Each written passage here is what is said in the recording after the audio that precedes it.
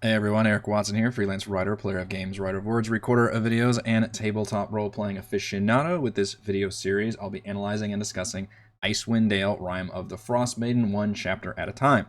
Unlike my crafting series, these videos will offer general criticisms and advice without taking a deep dive into the changes and modifications I would make for my campaign, which at the time of this recording is still forthcoming. Warning before we begin, these videos will be full of spoilers. They are for DMs only. If you are currently playing Icewind Dale Rime of the Frostmaiden or plan on playing it, please do not watch these videos. You can come back afterwards or let your DM know. They can come and watch these videos.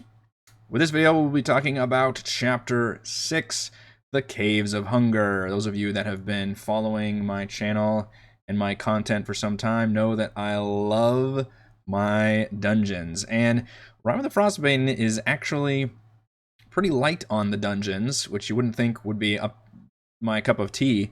But the dungeons that are here are real good. Like, I really enjoyed Sunblight. I think that's a real good dungeon crawl you get early on. And the Caves of Hunger is kind of the marquee dungeon crawl in the entire campaign. And oddly enough, it's not the finale. In fact, structurally, Rime of the Frostbane, the end part of it is like a mirror flip of Tomb of Annihilation, because in Tomb of Annihilation you get to Omu, which is the ancient city. It's a big city with a lot of stuff going on. You got all the shrines and things, and then you go into the mega dungeon. Here you do the dungeon first, which is the Caves of Hunger, and then you move into the ancient city, which is the Ithrin. There's kind of a funny observation there. Now, as a DM, I think you've got two main goals for the Caves of Hunger. One, you can scare the pants off your players. Out of all the areas and all the chapters in this campaign, of which they touted was a horror campaign, which I disagree with for a lot of their areas and themes, this one finally feels like it does use that horror theme, because you've got these psychic hauntings everywhere that you can and they're just pure flavor. Like, they don't really have any kind of mechanical things. There's no, saving throws or anything like that. It's just you're supposed to freak your players out with different visions and things happening during, especially like empty moments in a cave or something. And that can be used very effectively. And there's also a gnoll vampire they're supposed to be hunting the players throughout this entire dungeon, which is a really cool idea and a fun tool for DMs to use, because it comes with a built-in mist form it can transform into and escape a lot of different scenarios. And it knows the dungeon very well. It's a smart enemy. It's a ravenous, evil enemy. Like, it's absolutely used Tekalili, the gnoll vampire, as much as possible. And it even has an ability that you could use without being in combat. It's got that cackling, whatever it is, that can frighten enemies, and you could use that to great effect and have it be even off-screen, out of combat during maybe a different kind of combat. So use that vampire. And the other thing you should be doing as a DM is you should be teasing Ithrin, which is the ultimate goal for your players. So the whole point of this dungeon, from your player point of view, is just to get through it.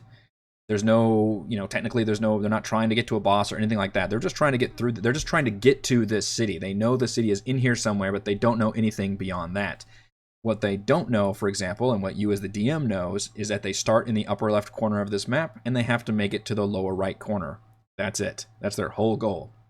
So they're not going to know any of that information. And in fact, we're going to go through a little bit, maybe not quite room to room, but we'll cover a lot of these different areas. But as you can see, it's a pretty, once they get to a certain point, it becomes a fairly non-linear dungeon, and they have multiple paths branching off that they could choose to get there. They could skip whole swaths of this dungeon, or if they really wanted to backtrack and go through it, they could even, go through and clear a lot of it out. The whole point is just to get to that lower right corner. So be prepared for having to prep. You can kind of follow along and see where they are versus where they need to go, but because there's a lot of branching paths, you need to be able to prep a lot of different areas. In terms of moving parts and that kind of like living dungeon mentality, you don't get a whole lot of that here. It is, this frozen cave that's remained sealed off for so long. The two biggest elements, obviously the gnoll vampire, as I mentioned, who has been awakened, although presumably still just, going around doing stuff even when it's sealed up, but he just, feeds on creatures, and so he can be around as an undead, and he's got his old, kobold vampire spawn, so that's a whole, like, faction you could be considered. And then there is a small drow faction that has tumbled up from this. You can see this little area that says down to Underdark, these Remoraz tunnels that have been created, and the drow have actually come up and have found Ithrin. This is kind of just a random almost additional faction the campaign just throws at you, and it really doesn't end up going anywhere. I've even thought about maybe even replacing that outpost with like members of the Black Sword, but then it would make sense why they would be there, before the players. So I think keeping the Drow is fine. It's just kind of and it's a neat kind of tie to the fact that even though the players spent all this work opening up the path to get to the Caves of Hunger, uh, there's still a path from the Underdark.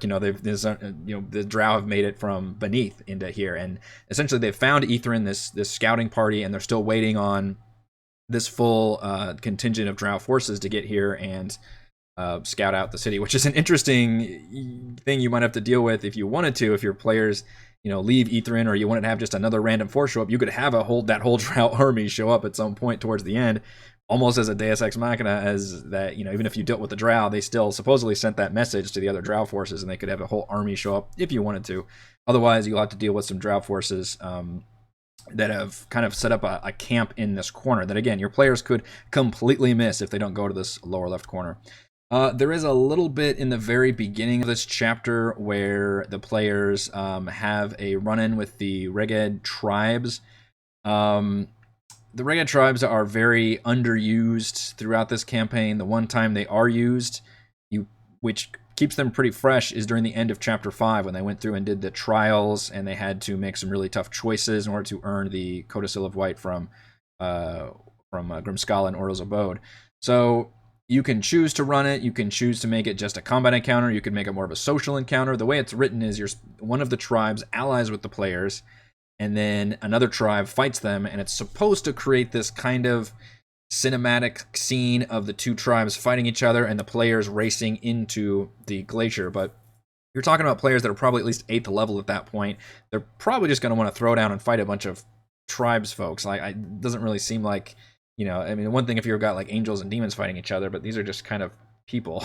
And then players are pretty strong here, and especially if they got a whole tribe at their back. So I don't know if that quite comes off in the right tone. So and you could just skip all that and just have them go right to the glacier if you wanted to. It's just kind of a thing where if they ended up liking the Reged stuff from particularly the trials that they just ran, and ended up meeting some characters, and it would be a neat twist, especially if some of them weren't convinced that that was all really happening, if they just thought it was a dream sequence, which I expect some players might still think that, then have them meet some of those characters on their way out to the glacier.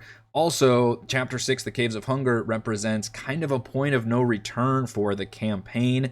I don't know of a good way of telling your players that, other than, the video games do this, where they just kind of pop up and they say, hey, make sure you wrap up all your side content before making it in here, because this is it. You're not going to be able to go back. Technically, obviously, players could leave the dungeon, but narratively and to keep that pacing going, it doesn't really make any sense once they've cleared the way to the glacier to go back, especially if you look at the overall Icewind Dale map, which I haven't shown yet on this video, that the glacier is actually way far away from the rest of the content. So hopefully you can, through Valin or somebody, you can explain like, hey, once we make it into this glacier, we're not going to stop until we make it to the final city, and that's obviously probably the ending scope of this campaign. So if you have any of those side, they haven't done Ascendant or Rant or Dark Duchess, and you still want them to do that content, that might be worth telling your players is to do any of that, open worldy stuff still before getting to Chapter 6 proper and beginning the Caves of Hunger. Because once we're in here, this is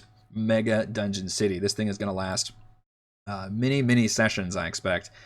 So we start off in H1 up in the upper left corner, and immediately we start getting a lot of cool Ithrin teases. There's a broken fort here. There's a toppled spire. There's a golem head nearby. And the players, some of it they can learn things from, and others it's just kind of cool, like flavor and world building. Professor Scant, the orb that Valin has, which should be an important tool for the second half of the campaign. So much so that your players have to actually rescue it from Nas Lantermere. I mentioned in my previous video how you should make that multiple steps. Don't just have your players know immediately where Lantermere is and the orb. Make that a big deal that they get that thing, and then it pays off in this dungeon especially, and I believe in Chapter 7, because the professor knows all this information about Ithrin and can identify a lot of these different things and can speak that language. It's just kind of the role that Orvex played in Omu. There's a lot of fun parallels between Tomb, which makes sense because I enjoyed the Tomb of Annihilation campaign as well. a bunch of flame skulls they can immediately fight up here, which flame skulls are all capable of throwing out fireballs. So having 4 of them, it all comes down to initiative and whether how much information you want to tell your players. It's supposed to be where I believe there's a crashed ship, which is not actually here on the map. That's like a flying taxi for Ethrin that got stuck up here. There's a lot of, when Ethrin crashed, a lot of the shit just spilled out everywhere, and that's kind of what they're seeing throughout the dungeon. And that's a really cool way of teasing like what they're up against and all the different ruins, and that's a neat thing to implement thematically, is seeing all these different ruins of this ancient city, so they're getting close to the area. But if the Flame Skulls win the initiative here, they're dropping multiple fireballs. That's going to soften the players up real nice and real quick. H5 probably represents the first area where you'd want to introduce the vampire if you wanted to, and I believe it's mentioned that he can fight them in H5 or H6. Because there's a giant ruined tower here, I believe it's not on dynamic lighting. I'm obviously on Roll20.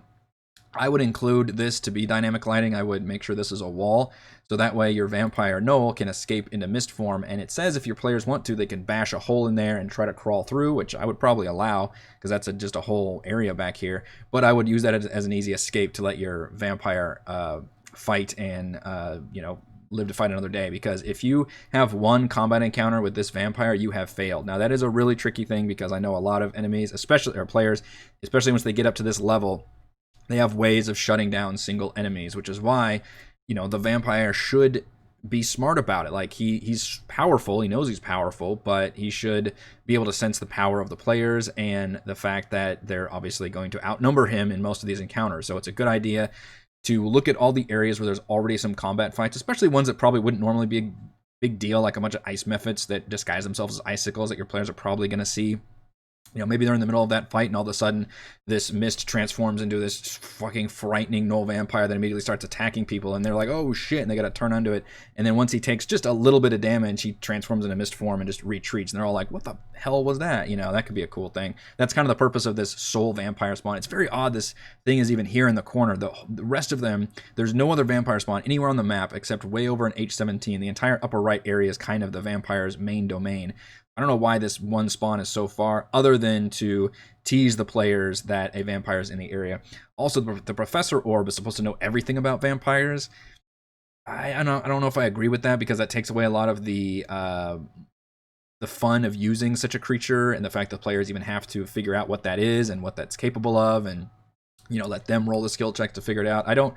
Be careful with using the Professor Orb as a know-it-all DM advice thing. If they want to ask the Professor Orb information, then maybe you can have him know certain kinds of information. That could be helpful. I would definitely keep him to be an expert on Ethrin, because the players shouldn't know any of that information necessarily, unless somebody's playing like a scholarly, wizard or something, and then they might know some things. So just be careful not to one-up your players and still let them figure out that information. And then there's a big kind of branching off point here. I'm already at 70%, which I love that that's 5-foot square map. That's awesome. I love that it's gigantic, but for looking around purposes, we're going to have to scroll out to 50% view. Where the spire is here in H10, and then when the tunnel just continues to the right is a major branching path for the adventure. And this, I think, could be one of the most memorable moments in your campaign if your players decide to jump down this giant slide. This is a Rimebas tunnel that is smooth as glass. They just kind of create this cool boring thing through the ice. Really cool, kind of like snake dragon things that can make their own fire and live in icy areas. If your players jump down this tunnel, or even try to climb down the tunnel or anything, I guess you could like attach ropes to the top and climb down for a while. I don't think it mentions how far this is, but you can literally see it on the map. I mean, it's a pretty good size. You're talking, well over 100 feet, I think, 150 feet, maybe, just to get here of a winding tunnel. But it's supposed to be like a hilarious ice slide that a player, and it doesn't do any damage. Your players can fall and they just go tumbling down. However, and you can give them a strength check to avoid it, but they fall into a bubbling pool full of a Rimebas, and I believe a young one also jumps into the fight. And these are no joke creatures. Let's see, this is currently on the GM layer. But these can basically be a boss fight in of itself. The one adult Rimebas is a challenge 11. Almost 200 hit points, 17 armor class. That instantly becomes an, oh shit, that person just fell down that slide and is now fighting in this giant fight. I would even say, even if they make the save, And it's just a fun moment too if one player ends up falling down and then gets in that fight and the others have to make this choice like, oh shit, do we try and get them out? Do we jump down the slide to help them? Like, it could be such a cool, memorable moment versus if they avoid this pit completely, then they don't end up going down in that super hilariously powerful fight, and instead just continue on to the right side where it ends up being a lot of little mini fights with not a lot of loot and things up here. I think one of the giant up here, no, it's an H30. It's where Tekalili's lair ends up being, but there's a whole bunch of enemies, snow golems, shadows. There's a wraith up here that is, I believe, probably not meant to be. There he is, an H15. Not meant to be necessarily a combat fight. I mean, it's a single wraith. He's not really going to do much. Although, depending on what your rules are here for resting, and that's something we need to talk about. Obviously, short rests for sure, but your players are going to have to long rest probably at least once in this dungeon. As a DM, I would look and see where are the safe areas on this. I mean, most likely your players have, a Leoman's tiny hut or something they can use to maybe make their safe area. But realize that especially with the Null Vampire, like, that thing doesn't rest. Like, it should be hunting the players and absolutely jacking with them when they rest. Balance wise, for D&D to work, you probably do need to let them long rest. It's something. I mean, this is a 30 room dungeon. It's gigantic, but they need to be smart about it. They need to find a safe place that's out of the way. They probably need to have some protection spells up, some guards, and all that. And even then, I would be tempted to have them receive nightmares or do something that can further hinder them. Still let them get the benefits of a long rest, but otherwise debilitate them for, maybe the next meeting, and have maybe some bunch of vampire spawn, like, ready to attack, a fight right after they rest to immediately kind of wear down their resources again, is probably a good idea. So I would have a plan for resting. Obviously, do not let your players abuse long rests in here, but do note that they're probably going to have to get at least one long rest off in the middle of this dungeon, but hopefully they can find a safe spot. I haven't really looked too closely on what the safe spots would be. There's a lot of just empty dungeons that could have psychic hauntings, for example, but that Null Vampire is going to know these caves completely and be able to track them and hunt them down, and probably be able to do a lot of things when they're trying to rest. So that's the whole kind of upper right area, just a lot of fights. I would probably look at including some more loot in this area. I know it mentions the fact that, like, for example, the Null Vampire has no use for loot. Yeah, technically that's true, but that's not really satisfying to fight a really big boss in his lair and come away with nothing, So I would definitely include some better loot up here, especially if your players even go that extra. And here's the thing: they don't know where the exit is, so part of it is going to be them exploring because it's fun to explore dungeons, and part of it is like, where is the exit? Like, we're just trying to get through this area and survive, and they really don't know, like, where they need to go, where they're trying to do. The one clue they might have is if you're literally obviously using a virtual tabletop like this, they can see the size of the map and realize, okay, well, the exit might not be like directly across from us, for example, like to the upper right, because that might be, a little too quick to go through the dungeon, but they don't know. Like, they're just not going to know where the exit is or where they need to go. So they're going to go through some drained resources. But I really like these ice slides. I like all the opportunities to fall into the Rimebas tunnels, which represents the entire middle part. But if you look at the map and they stick to that right side, they could technically avoid the Rimebases, which would be very disappointing for me, because I think that's the most memorable event that happens in this dungeon are the various slides that slide down. I think the arrows actually are pointing the wrong way. I guess they're supposed to be the directions that the Rimebas is tunneled. But as a DM, just realized that, for example, when I first looked at this map, I was like, oh, that's weird. It goes from here down. No, it actually starts here and it falls all the way down as a slide and then falls into the Rimebas thing. So in other words, they tunneled up from the Underdark here. Same thing over here. They tunneled up and it's kind of a slide down.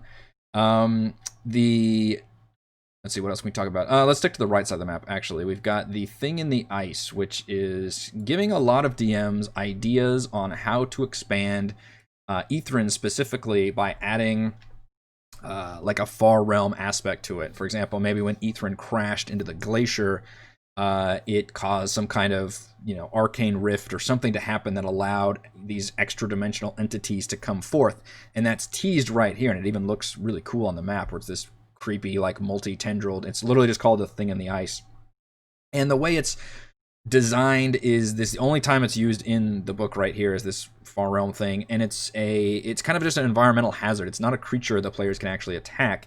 Instead, if they come within 20 feet of it, then I believe they have to roll it's a saving throw against the dominate monster spell, and if they remain there, then they take a crap ton of psychic damage and can gain some long-term madness, which is a cool effect.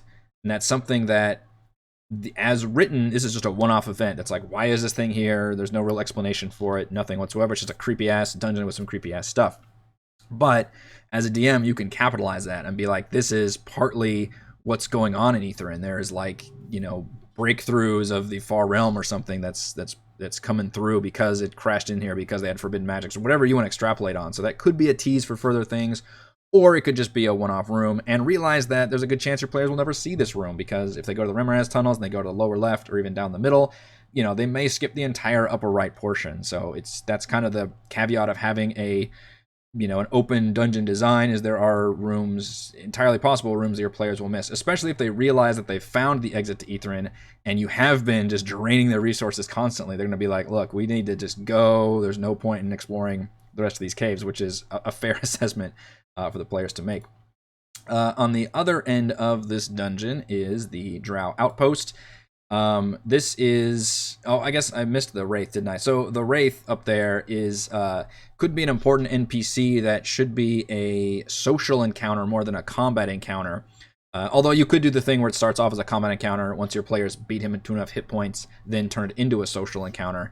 Although I'd be tempted just to use him as a ghost in general, not a Wraith. But he's just, a member of Aetherin that is turned undead instead of a Nothic or a Shadow or something, and could offer some, useful intel on what the players are up against, which I think is really fun to be able to talk to that character. You can even maybe follow the players around, or do something and just have some fun with that character, and don't just have it be a standard, Wraith fight, especially because a Wraith by themselves.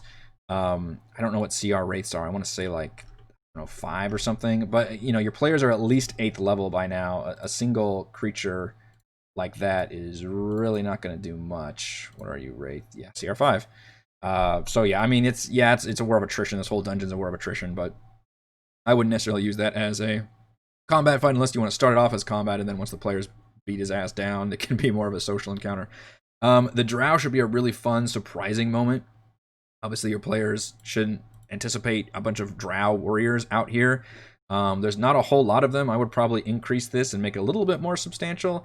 The Drow mage, unfortunately, doesn't have any much in the way of role-playing notes or anything, and does definitely not want to talk to the players. But if your players are smart and capture him, or in some way are able to interrogate him, then I would definitely be prepared for that. If your players want to disguise themselves as Drow or something, that could be an interesting thing the players could go through. So just be prepared to know how much the Drow have seen, what their plans are, that kind of stuff. I need to reread chapter 7 again in preparation for my next week video, but I forget how far the Drow have made it, if anything. I know it specifically mentions that they're waiting for an official expedition force. They were just the ones that found it. They found it here, and now they had the discipline to basically wait here without exploring, wait for their bigger force to show up. I forget if there's actually I think might be Drow bodies in Aetherin itself closer to it. There's a really cool here in H30. This is not a weapon, although you could make it a weapon as a DM, which I'm tempted to. It's weird that it's painted on the map like this. A gigantic spear that belonged to a giant. If your players touch this, they become enchanted like a crazy version of the enlarge spell. They literally become giant size. They become 20 feet tall, and they gain a strength score of 23. So it's almost it's like being cursed, but there's nothing bad about it. It's just straight up awesome. So that could be a really fun thing for a player to experience. I'm tempted to make it an actual weapon, an actual giant spear that when your players wield it or attune to it, they become just absolutely gigantic size. So that's real fun. That is honestly no downside to it. It's just a huge fun loot weapon. Interestingly, it's almost a reward for getting through the Drow in this corner, except if you can notice here, your players could very well end up getting there through this tunnel, if they made it through the middle or the right side, and just finding it and then not even experiencing the Drow. But at least if they make it here, they've, made it through a good chunk of the dungeon. So that's kind of a good, reward for one of the martial classes.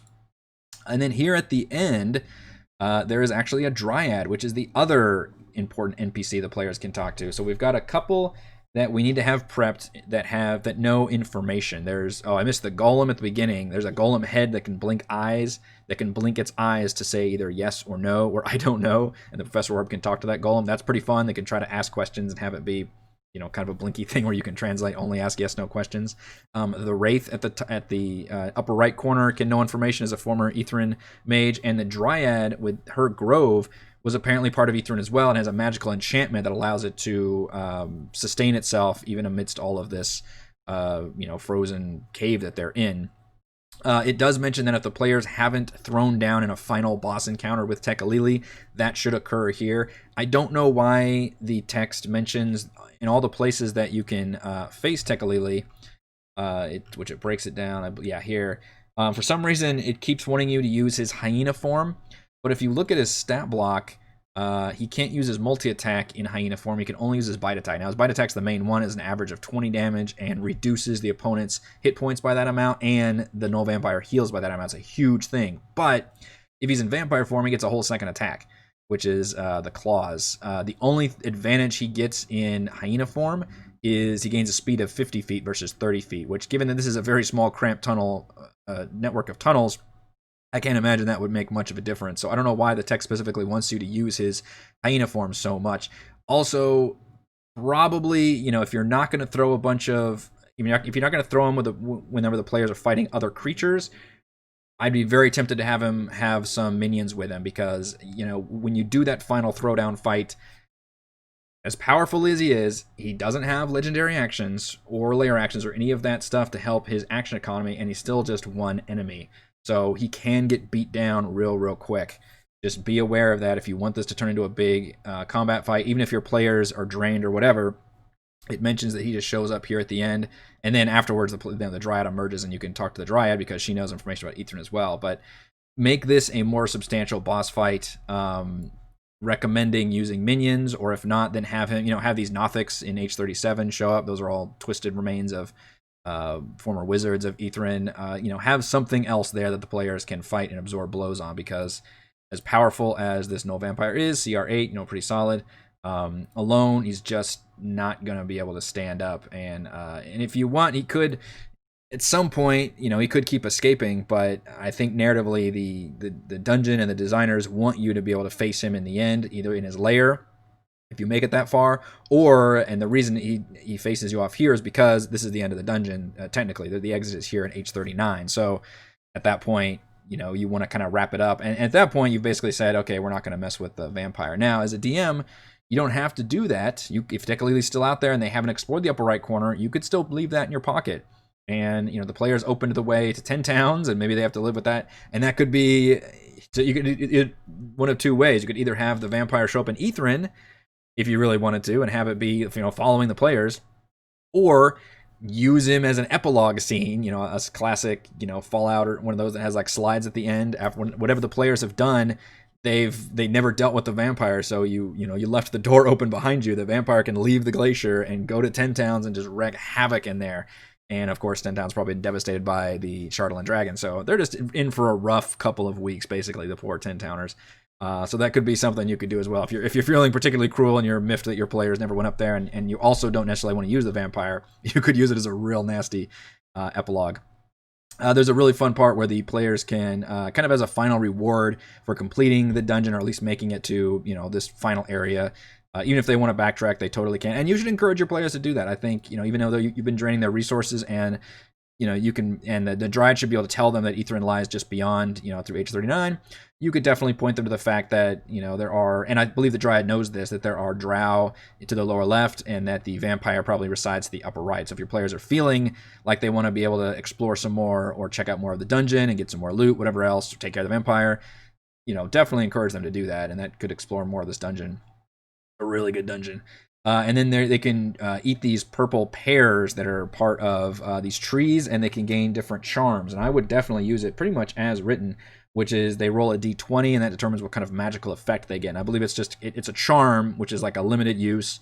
You've got like 3 uses of some kind of magical ability. I think that's a really fun thing. They're all written pretty well. They're all basically anywhere from like cantrips to like pretty powerful, like lightning bolt and restoration or something, and it's just kind of a roll of dice, and I think that's always fun to do as a reward. So definitely keep that as written.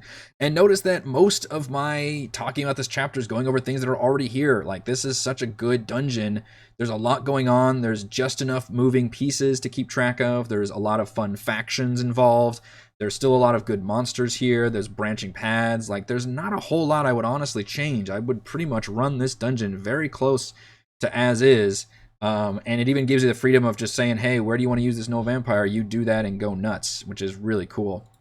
The one thing it mentions towards the end of the chapter is that Avarice, who is another of the Arcane Brotherhood members, is following the players into the Glacier and then through the Caves of Hunger, and she brings a force of Black Knight swords people with her, I guess.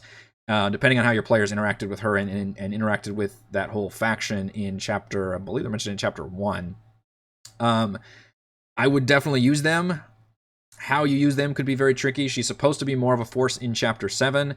And just basically remember the path your players took through this dungeon, especially if they only cleared one specific path, and then Avarice can talk about how she basically followed the players through here, and she should be a player in the final chapter. But that's something to note, is that she does make her way through the Caves of Hunger after the players and is able to follow the tracks. That does create an interesting situation, however, if your players don't deal with the vampire, and then you have to deal with the ramification of the fact that she made it through the dungeon, and I would maybe mention the fact that she lost a lot of her forces to the vampire, and, you know, she was kind of ragged from that, but just kind of, you know, keep up with your own continuity, basically. But I like the idea of using Avarice in Aetherin, as well as the Frostmaiden. I think she should show up as well. If you followed my advice for earlier videos, you should be using the Frostmaiden as a quest giver at that point, as somebody who has told the players, hey, go in here and shut down everything that's going on in Aetherin, because it can threaten everything in Icewind Dale, and that's not cool, not on my watch.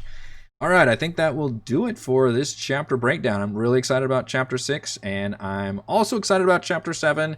Chapter 7 is going to need a little bit more work from a map standpoint. We're going to be staring at that city map for a lot of time, because unfortunately it doesn't have the cool actual battle map like Chapter 6 does. But we can go over all the crazy things and things to keep track of in Chapter 7 next time. Thank you so much for watching this video for how to run DM. My DM guide for Icewind Dale, Rime of the Frostmaiden, Chapter 6.